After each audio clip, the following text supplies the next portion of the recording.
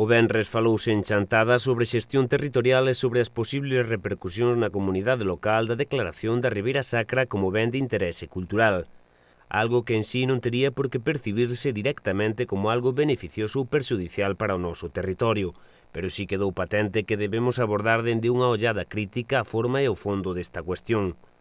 O xeógrafo e profesor da Universidade de Vigo, Xosé Constenla, Premio Ramón Piñeiro de ensaio pola obra O colapso territorial de Galicia, foi un dos relatores nunha charla coloquio organizada polo grupo político por Chantada no local do sindicato Labrego. A declaración dun ben de interese cultural non é nin positiva nin negativa a priori, é dicir, o que establece é unha protección, non?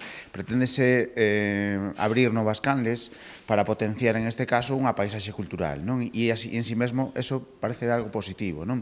O problema é cando se integra nun modelo de xestión territorial máis amplo, non? Que está destinado, en algúns casos, a entender o territorio como unha peza máis, un eslabón máis do mercado económico, non? En este caso, para fins turísticos, non? Un turismo que non se xestiona, un turismo que acaba por ser depredador, non? E en moitas ocasións a declaración ou a pretendida conservación dunha paisaxe acaba por darse a volta á tortilla, non? De tal maneira que aquilo que queríamos preservar acabase por convertir nun lugar central unha chamada para a afluencia de un turismo de masas que, lonxe de ser de alguna maneira respectuoso co entorno, acaba por expolialo ou, se queredes, acaba por destruílo, non? De alguna maneira, desposúenos dunha peza que tiñamos, non? Protexida xa polas actividades humanas en si mesmas, sen necesidade dunha xestión política, non? E agora, con esta iniciativa, veremos a ver.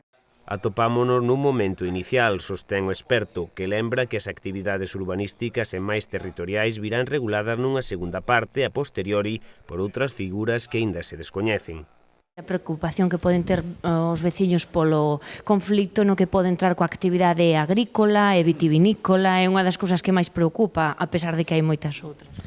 A ver, en realidade non paraliza ningunha actividade, o único que intenta regular como se vai a facer esas actividades a través dunha policía. Unha policía enténdase como unha preocupación por parte dos estamentos políticos para que? Pois para que non haxa actividades nocivas que podan romper coa paisaxe cultural, non? Eso a priori non vai a cambiar. É dicir, efectivamente vai haber que pedir determinados permisos que antes non se pedían, por exemplo, a hora de restaurar socalcos, non? Ou a hora de pedir actividades novas, agrícolas, económicas, gandeiras, non? Sobre todo naqueles espacios non directamente protegidos, afectados por unha zona, digamos, de afección máis laxa, non? E aí é onde vai haber un pouquiño de cambio, non? Nestes momentos o expediente está en fase de exposición pública. Sen embargo, a sociedade civil vese escasamente informada arredor dun complexo expediente. Que sucede? Que estamos ao mellor tamén perdendo unha oportunidade e a oportunidade que perdemos é, xa que vamos a declarar o BIC, digamos que actividades sí que non queremos, non? Os proxectos de grandes infraestructuras, de megaminería, que están recollidas no expediente de incoación, non? Como dicindo, pódense facer sempre cando se pida permiso, pois de alguma maneira nós tamén podíamos agora aproveitar para decir non, estas non as queremos, non? E a preocupación da xente, eu creo que é lóxica, non? Tamén porque todo isto está chegando como un aluvión. Houbo pouca información, eu poño en dúbida de si é un BIC, a declaración de BIC, a medida máis eficaz, máis eficiente para este territorio. O mellor podíamos estar falando de outras figuras, como, por exemplo, un xeodestino ou un parque cultural, un parque paisaxístico, como se fan en outras partes de Europa, non?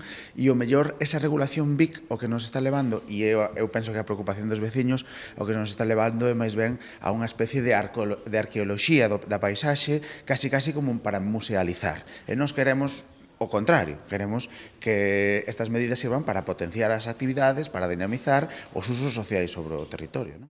Tamén interviñeron neste encontro os deputados de En Marea Paula Verao, soberina e impulsora de colectivos culturais e que velan polo patrimonio como o Colado do Vento, ou David Rodríguez, exalcalde de Manzaneda. O voceiro de Por Chantada, Antón Fente, coordinou as intervencións. Mais aló aínda de alegar ou coñecer mellor os detalles desta declaración, hai moitos que abogan por intervir directamente no proceso para que este non dé as costas á veciñanza. Neste tipo de procesos, normalmente, o máis positivo é que haxa un proceso de abaixo cara arriba, é dicir, que sexa unha demanda da xente popular quen impulse estas medidas. As leis, de alguma maneira, xestionan isto, temos 2 meses de exposición pública e con isto salvamos o expediente. Cando non hai, en realidade, un debate, unha tensión ao seu redor para poder potenciar as voces da cidadanía. A xente tense que preocupar onde está a línea da declaración BIC, se afecta as súas parcelas, eso está nas cartografías que se poden ver, e polo demais eu creo que tamén hai que ter certa calma porque veremos a ver o seguinte paso que vai a ser a redacción da figura de regulación urbanística e territorial, veremos a ver en que queda e en que condicións ao final quedan despois as actividades. Constenla pon en relación este feito puntual da Ribeira Sacra cunha reflexión máis ampla sobre a creación de novos modelos territoriais arredor dos que convida a analizar. A deshumanización do territorio a través do despoboamento e da eliminación dos usos sociais do mesmo, así como da eliminación da súa biodiversidade. Naceron 2 cooperativas só no Concello